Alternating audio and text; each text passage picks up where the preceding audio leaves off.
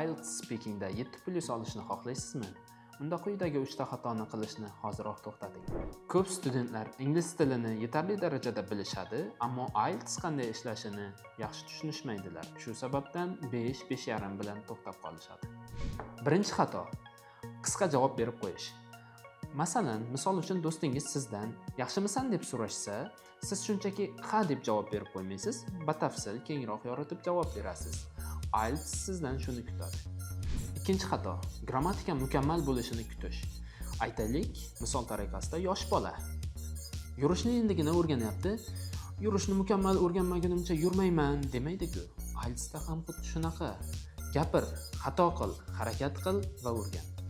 Uchinchi xato: oldindan yodlangan javoblar. Oldindan javoblarni yodlab olganimizda bu sun'iy ravishda jaranglaydi, tabiiylik yo'qoladi. Tasavvur qilaylik, do'stingizdan "Yaxshimisan?" deb so'raganda, u kitobdan yodlangan matn tariqasida robotik javob bersa. Sizdan IELTS tabiiy bo'lishingizni, o'zingizdan gapirishingizni va hayotiy misollar keltirishingizni so'raydi. Ingliz tilini oson va tez o'rganishni xohlasangiz, obuna bo'ling va kuzatib boring.